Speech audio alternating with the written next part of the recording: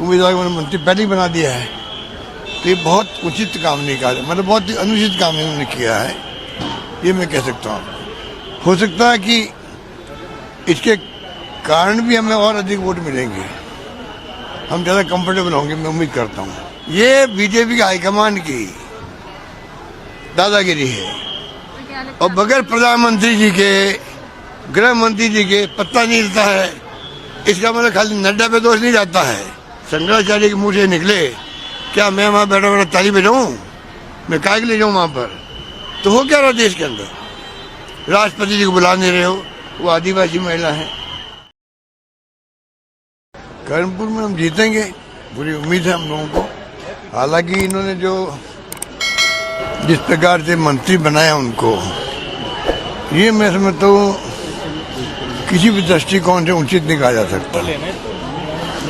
कानून क्या कहता है क्या नहीं कहता है, आप मॉडल कोड ऑफ कंडक्ट लगाते हो, एक मंत्री को आप डाक बंगलों में सेक्रेटरी में ठहरने के लिए भी अलाउ नहीं करते हैं, गाड़ी अलाउ नहीं करते हैं।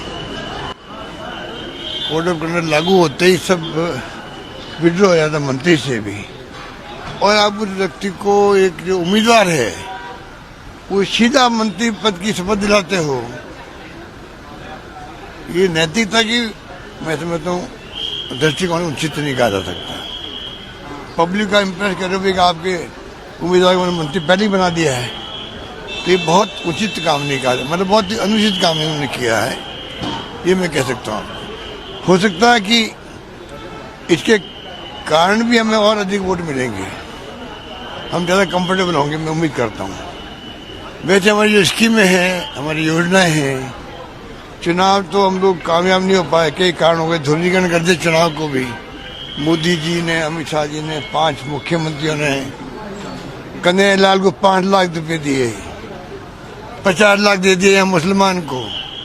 इससे बड़ा झूठ तो मैं समझता हूँ इस साल का 2023 का कोई हो नहीं सकता। आप बड़े बड़े नेता के झूठ बोलने लग जाएंगे चुनाव जीतने के लिए, फिर देश में क्या होगा? तो ये तमाम बातें आपके सामने हैं। फिर भी हमने अपनी हार को विद ह्यूमिलिटी स्वीकार किया है। पर इनका जो फाउल खेलना था, जो ध्रुवीकरण करना था, हिंदू मुसलमान की बात करनी थी, सनातन धर्म की बात करनी थी, ये पूरा गुमराह करने देश को, पूरे देश को, और इसको देश को कीमत चुकानी पड़ेगी इसकी। अगर हम लोग नहीं समझे टाइम पर, और मीडिया की भूमिका बहुत बड़ी होती है, वो पूरी तरह कामयाब नहीं है बल्कि असफल है। इस देश का मीडिया कुछ लोगों को छोड़ करके पूरी तरह आप समझ लीजिए फेल हो गया है। जिस प्रकार से वो सपोर्ट कर रहे ऐसे कामों को, सही को सही कहने की हिम्मत खत्म हो गई है। डर के मारे, ईडी, इनकम टैक्स, सीबीआई के मारे, या कुछ और समझ लीजिए, वो बड़ा विषय है। पर हालात बड़े गंभीर है देश के अंदर, ये मैं कह सकता हूँ। मुख्यमंत्री जी जो नए बने हैं, मैंने उनको शुभकामनाएं दी थी। जब नए बने मुख्यमंत्री जी, पहली बार एमएलए बनना, मुख्यमंत्री बनना बहुत बड़ा, मैं समझता हूँ इनको एक प्रकार से अवसर मिला है। तो कम से कम उसी दृष्टिकोण से इनकी पार्टी के हाईकमान को इनके साथ में न्याय करना चाहिए।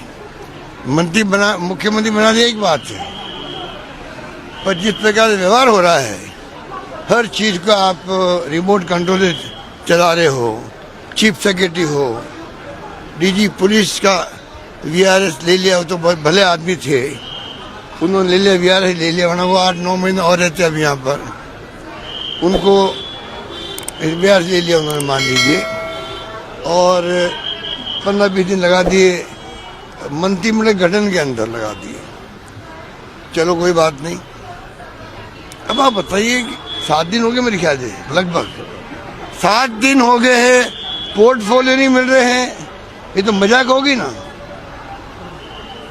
मतलब शुरुआत कैसी हो रही है राजस्थान के अंदर? फर्स्ट इंप्रेशन से लास्ट इंप्रेशन वाली बात है। आप क्या इंप्रेशन देना चाहते हो? आपकी दादागिरी चल रही है, होते हैं जो हम लोग कहते हैं बोलचाल भाषा में दादागिरी। ये बीजेपी के हाईकमान की दादागिरी है और बगैर प्रधानमंत्री जी के, गृह मंत्री जी के पत्ता नहीं हिलता है। इसका मतलब खाली नड्डा पे दोष नहीं जाता है, इसका मतलब नंबर 1, नंबर 2 प्रधानमंत्री नरेंद्र मोदी जी और दूसरे अमित शाह जी, दोनों दोषी है जिन्होंने राजस्थान की दुर्गति कर दी है।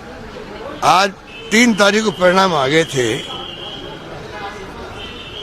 3 परिणाम आ गए थे और आज तारीख क्या हो गई है बता दीजिए। 1 महीना हो गया, ज्यादा हो गया। आप बताइए क्या मजाक नहीं है ये? जनता क्या सोच रही होगी? पोर्टफोलियो नहीं मिल रहे लोगों को, मंत्रियों की दुर्गति हो रही है। कोई लोग कह रहे हम तो जाते नहीं रूम के अंदर जब तो पोर्टफोलियो नहीं मिलेगा हम लोगों को। कोई अत्युत्साह में जा रहे हैं, खाली फोटो हटा रहे हैं वहां पर, गांधी जी हटा दो, अम्बेडकर की हटा दो, गुरु गोलवलकर साहब भी लगा दो, लगाओ कुछ भी करो, पर शासन तो शुरू करो कम से कम। गवर्नेंस देना शुरू क्यों नहीं कर रहे हो? अभी मुख्यमंत्री को सीखने में क्या टाइम रहेगा? होना तो ये चाहिए था एक्स्ट्रा तरीके से इनकी हौसला भी हो, इनको सलाह दी जाए सीनियर नेताओं द्वारा और किसी ढंग से अच्छी गवर्नेंस हो। मेरी शुभकामनाएं उनके साथ पहले भी थी, आज भी है, आगे भी रखने में कोशिश करूंगा। अगर वो सच्चे सही ढंग से चलते गए, मुख्यमंत्री जी हमारी योजनाओं को बंद नहीं किया, गुड गवर्नेंस दी, सुशासन दिया, तो हम चाहेंगे वो कामयाब हो। भले आदमी है, सीधा आदमी है, उसका लाभ तो मिलना ही राजस्थान जनता को। कोई भले और सीधे आदमी को ये जिस प्रकार से व्यवहार कर रहे हैं, मैं उसको उचित नहीं मानता हूँ। अभी तो टाइम बताया गया 22 तारीख के बाद में। ये तो पूरा भगवान राम का, हम तो बचपन से राम भगत हैं। हिंदुस्तान का हर हिंदू जो है वो राम भगत है। ये हिंदुओं में डिवाइड कर रहे हैं। जो बीजेपी में जाएंगे हिंदू, वो जो राम भक्त वो मानते ही लोग। तो डिवाइड हिंदुओं को नहीं कर रहे हैं लोग क्या? ये खाली हिंदू मुसलमान नहीं कर रहे हैं, हिंदुओं में भी इन्होंने ये कर दिया है। जो आप बीजेपी में आइए, डिवाइड कर दिया गया है, किस रूप में कर दिया गया। और अभी तो शंकराचार्य जी बोलने लग गए हैं कि भाई हमें काय के लिए बुलाया जा रहा है?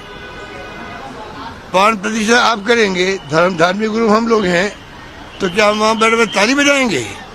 अगर शंकराचार्य के मुंह से निकले क्या मैं वहाँ बैठा बैठा ताली बजाऊँ? मैं काय के लिए जाऊँ वहाँ पर? तो हो क्या रहा देश के अंदर? राष्ट्रपति जी को बुला नहीं रहे हो, वो आदिवासी महिला है। ये मौका था मोदी जी के लिए। मैं बात विशेष मोदी जी की कर रहा हूँ जो ओबीसी के हैं।